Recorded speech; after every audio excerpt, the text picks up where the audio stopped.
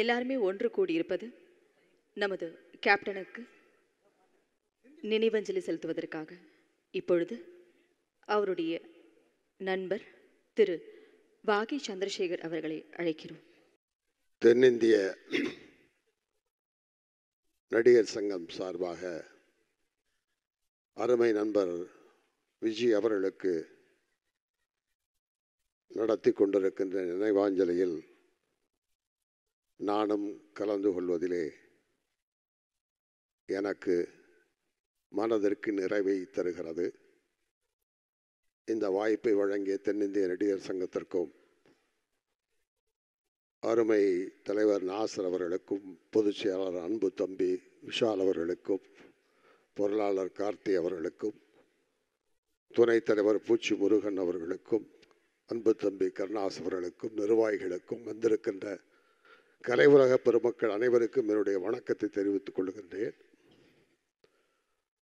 தனக்கு விவரம் தெரிந்த நாளிலே சினிமா மேல் ஏற்பட்ட மோகத்திலே ஒரு 10-15 வயதிலிருந்து முழுக்க சினிமா ரசிகராகி பிறகு திரைப்படத்திலே நடிக்க வேண்டும் என்று சென்னைக்கு வந்தவர் விஜய் அவர்கள். அவர் வந்த அதே காலத்திலே கிட்டத்தட்ட 46 வருடங்களுக்கு முன்னால் 77-78களிலே நானும் அப்படி ஒரு எண்ணத்தோடு இங்கு வந்து இருவரும் சேர்ந்து நட்பாக பழகிய நாட்கள் தொடங்கியது. ஒவ்வொரு நாளும் போராட்டம், வாய்ப்பு தேடி அலைவது, அதற்கு பிறகு சில வாய்ப்புகள் கிடைப்பது போல் தோன்றுவதிலே ஏற்பட்ட மகிழ்ச்சி, அது பறிபோறு விட்ட பிறகு ஏற்படுகின்ற துக்கம், பிறகு வாய்ப்பு கிடைக்கிறது, அவமானங்கள் கிடைக்கிறது, போராட்டங்கள், வருத்தங்கள், கவலைகள், இது எல்லாவற்றையுமே நாங்கள் இருவரும் மட்டுமே அந்த கவலைகளை பகிர்ந்து கொண்ட நாட்கள் உண்டு. விஜய், இப்ராஹிம், இப்போதுதான் ராவுத்தர், இப்போதுதான் கேப்டன், அன்றைக்கு விஜய், இப்ராஹிம். இங்கே வந்திருக்கின்ற அத்துணை நண்பர்களுக்கு தெரியும், இங்கே எதிரில் அமர்ந்திருக்கின்ற எல்லோருமே விஜய் அவர்களுக்கு நண்பர்கள் தான். அப்போது எங்களுக்கு பெற்றோர், உற்றார், உறவினர் யாருமே இல்லை. ஆறுதல் சொல்லிக்கிறது நாங்கள் 2 பேர் மட்டும்தான். எங்கள் கவலையும் சந்தோஷத்தையும் துன்பத்தையும் பகிர்ந்து கொள்வது நாங்கள் 2 பேர் மட்டும்தான். சரி, என்னைக்காவது வாழ்க்கையில் நாம் வந்துடுவோம் அப்படின்னு சொல்லி கொண்டு படங்களிலே நடித்து கொண்டிருந்த போது ஒரு நட்பு வட்டாரம் எங்களுக்கு வந்தது. இதில் எங்களுக்கு என்னென்னா, இந்த சபை நாகரிகம், ஒரு கூட்டத்தில் எப்படி பேசுவது, ஒரு விழாவில் எப்படி கலந்து கொண்டு, அதெல்லாம் எங்களுக்கு தெரியாது. கிட்டத்தட்ட நாங்கள் ஊர்லேருந்து வந்த ஒரு ரா மெட்டீரியலாகவே இருந்தோம். இன்று வரைக்கும் அப்படித்தான் இருக்கோம். விஜய் அவர்கள் மறைவு வரைக்கும் ரா மெட்டீரியலாக தான் இருந்தார். ஆனால் அப்போ எங்களுக்கு ஒரு நண்பர் எப்படி சேர்றாரு, ராதாரவி, தியாகு, எஸ்.எஸ். சந்திரன், பாண்டி, இவங்கெல்லாம் நண்பர்களாக வர்றாங்க. இதில் என்னென்னா, எனக்கு விஜய்க்கு அடிக்கடி சண்டை வரும். ஏதாவது ஒரு சின்ன பிரச்சனை 2 பேரும் சண்டை போட்டுக்குவோம். இந்த சண்டையை சமாதானம் செய்கிறது யாருன்னா ராதாரவி, சண்டையை இன்னும் மூட்டி வர்றது யாருன்னா எஸ்.எஸ். சந்திரன். சரி, இது இப்படியே போயிட்டுருக்குன்னா தியாகு என்ன பண்ணுவான், ஏதாவது காமெடி பண்ணி எங்களை காம்ப்ரமைஸ் பண்ணுவான். அந்த இதுக்கிடையில் பாண்டியை உள்ள போந்து என்னத்துக்காக சண்டை போடுறோம், என்ன விஷயமே தெரியாமல், ஆனால் நீங்கள் பேசுனது தப்புன்னு, ஆனால் நீங்கள் பேசுனது சரின்னு சொல்லி இப்படி ஒரு கள்ளங்கபடமற்ற ஒரு ஆனந்தமான ஒரு மகிழ்ச்சியான நாட்கள். ஒவ்வொருத்தரும் ஒவ்வொரு பாதையில் கரைத்துறையில் போய்கிட்டே இருக்கும்போது விஜய் அவர்களுக்கு ஒரு பாதை, அந்த பாதையை அமைத்து கொடுத்தவர் மதிப்பிற்குரிய எஸ்.ஏ. சந்திரசேகர் அவர்கள். ஒரு பெரிய அங்கீகாரத்தை கொடுத்து, அதற்கு பிறகு சறுக்கல் ஏற்பட மீண்டும் வெற்றியை கொடுத்து, அதை தொடர்ந்து ராமநாராயணன் அவர்களுடைய படங்களிலே தொடர்ந்து அவர் நடிக்கிறார். நிறைய இயக்குநர்கள் அவர்களுக்கு அங்கீகாரம் கொடுக்கிறார்கள். அப்போது திரைப்பட கல்லூரியிலிருந்து ஆபாவணனுடைய குழுவினர்கள் வருகிறார்கள். அவர்கள் வந்த பிறகு திரைப்பட கலைஞர்கள் மூலம், திரைப்பட கல்லூரி மூலம் இன்னொரு பரிணாமத்தை அன்பர் விஜய்க்கு அவர்கள் அடையாளம் காட்டுகிறார்கள். ஒரு வெற்றி கோலத்தை போடுகிறார்கள். அந்த கோலத்திற்கு புள்ளி வைத்தவர் நான் என்கின்ற பெருமை எனக்கு உண்டு என்பதை நான் இங்கு மகிழ்ச்சியோடு சொல்லிக் கொள்கிறேன். அந்த வழியில்தான் விஜய் அவர்களுடைய திரைத்துறையிலே ஆபாவனுடைய தொடர்ந்து வந்த அருமை தம்பிமார்கள் ஆர்.கே. செல்வமணி, ஆர். உதயகுமார் அவர்கள், இவங்களெல்லாம் அவருக்கு அவருடைய கிரீடத்திலே வைர கற்களை பதித்தார்கள். இப்படி வாழ்க்கை தொடர்ந்து அவருக்கு வெற்றியிலே போய்கொண்டிருந்தது. அப்போது யார்? 2 ஜாம்பவான்கள் கொடி கட்டி பறக்கிறார்கள், கமல், ரஜினி. அதுக்குள்ள புகுந்து அடிச்சு ஜெயிச்சு வர்றாரு விஜய். அது மட்டுமல்ல, அதற்கப்புறம் அரசியலிலே ஒரு பக்கம் கலைஞர், ஒரு பக்கம் ஜெயலலிதா அவர்கள், அதுக்குள்ளேயும் புகுந்து அதுக்குள்ளேயும் வெற்றி பெற்றவர் தான் நண்பர் விஜயகாந்த். எனக்கும் அவருக்கும் அரசியல் கருத்து வேறுபாடுகள் உண்டு. ஆனால் இன்றைக்கு வரைக்கும் இந்த மேடையிலே நிற்கிற வரைக்கும் விஜய் அவர்கள் ஒரு அருமையான நண்பர், யதார்த்தமான மனிதர். எங்களுக்கு சப்போர்ட் பண்ணி இப்படி சபைக்கெல்லாம் கூட்டிகிட்டு போகிறது ராதாரவி.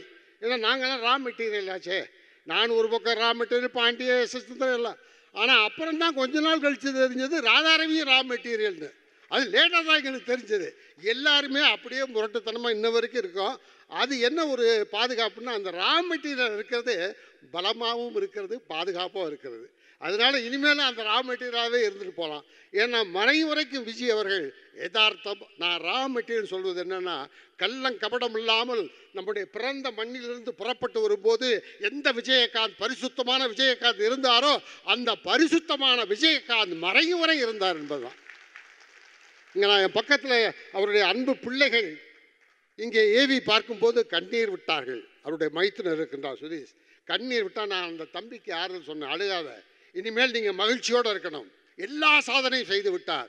அவர் நோய்வாய்ப்பட்டிருந்த போது பிள்ளைகளாக நீங்கள் எப்படி பார்த்து கொண்டீர்கள்? உங்கள் அம்மா அவரை எப்படி ஒரு குழந்தையாக பார்த்து கொண்டார்? கவலைப்படாதீர்கள், இன்றிலிருந்து மகிழ்ச்சியாக இருங்கள். ஏன்னா ரொம்ப மகிழ்ச்சியான ஒரு ஆள், யதார்த்தமான ஆள். பெரிய நான் அப்படி சிலேடையாக இலக்கணம் படித்து காமெடி பண்ண மாட்டார், இல்லை வார்த்தை ஜாலத்தில் காமெடி பண்ண மாட்டார்.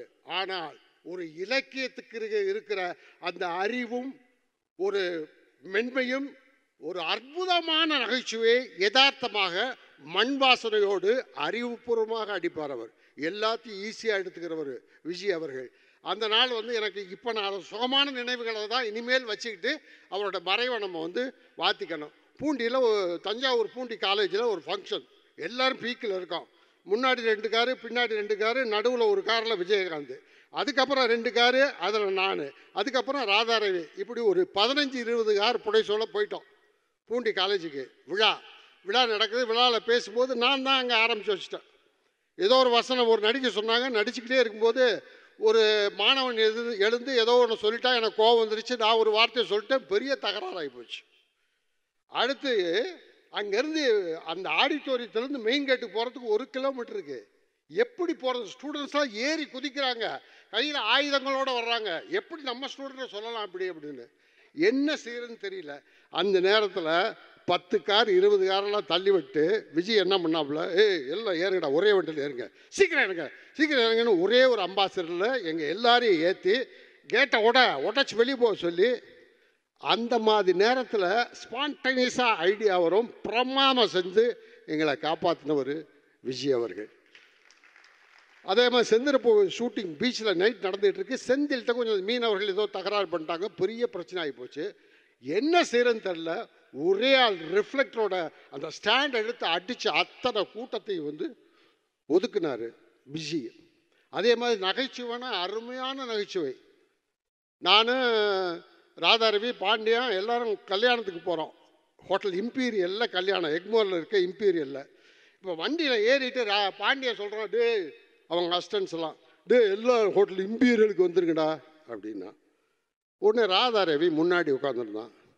ரவி சொன்னா, டே இம்பீரியல் இல்லைடா, என்னடா ஊர்லேருந்து வந்துட்டானுங்கடா, நடிக்க வந்துட்டானுங்க, ஒன்றும் தெரிய மாட்டேங்க இவனோட. யார்? என்ன, விஜய், பாண்டிய எல்லாரும். ஷோப்பா, இதுக்கு தாண்டா நான் எங்களை மேய்க்கிற பெரிய இம்பீரியல் இல்லை பாண்டியா, இம்பீரியல் சொல்லு, இம்பீரியல் அடையாடா அப்படின்னா. பின்னாடி சீட்டில் பாண்டியன், நான், இந்த பக்கம் விஜய். நான் அப்படி கேஷுவலாக திரும்பி பார்த்தா விஜய் இல்லை. நான் சொன்னேன், தம்பி இங்கே மாட்டியாச்சு, ஒரு ஆள் மாட்டிக்கிட்டாப்புல அப்படின்னு. என்ன விஜய் இப்போ என்ன சொல்லிக்கிட்டு இருந்தேன்? அடுத்து என்ன தடவை கேட்பீங்க, அதான்டா நான் சொல்லி பார்த்துக்கிட்டேன். இதை விட ஒரு மென்மை வேண்டுமா? இதை விட ஒரு குழந்தைத்தன்மை வேண்டுமா? இதையெல்லாம் நினச்சிட்டு சந்தோஷப்படுவான். சாதிச்சிட்டாரு, பொது வாழ்க்கையில் சாதிச்சிட்டாரு, திரைத்துறையில் சாதிச்சிட்டாரு, அரசியலில் சாதிச்சிட்டாரு. இன்னைக்கு இங்கே இருக்கிற உண்மையிலே நான் சொல்கிறேன், இங்கே இருக்க அத்தனை பேரும் உணர்வுபூர்வமாக, யாருமே போலித்தனமாக இங்கே வந்து நிற்கவில்லை. உணர்வுபூர்வமாக விஜயகாந்துக்கு மரியாதை நடிகர் சங்கம் செலுத்தி கொண்டிருக்கிறது. ஆகவே அந்த அன்பு பிள்ளைகளுக்கு சொல்கிறேன், மைத்துனருக்கு சொல்கிறேன், வீட்டில் தங்கச்சிக்கு சொல்லிடுங்க, மகிழ்ச்சியாக இருப்போம், எல்லாத்தையும் சாதிச்சுட்டாரு. இனிமேல் அவருடைய மகிழ்ச்சியான நினைவுகளை அசை போட்டுக்கொண்டு உங்கள் வாழ்க்கையில் நீங்கள் வெற்றியை நோக்கி செல்லுங்கள். விஜயகாந்தின் புகழ் வாழ்க. நன்றி, வணக்கம். இந்த வீடியோ உங்களுக்கு பிடிச்சிருந்தா ப்ளீஸ் லைக் அண்ட் ஷேர் பண்ணுங்க. மறக்காம எங்க சேனலை சப்ஸ்கிரைபும் பண்ணுங்க.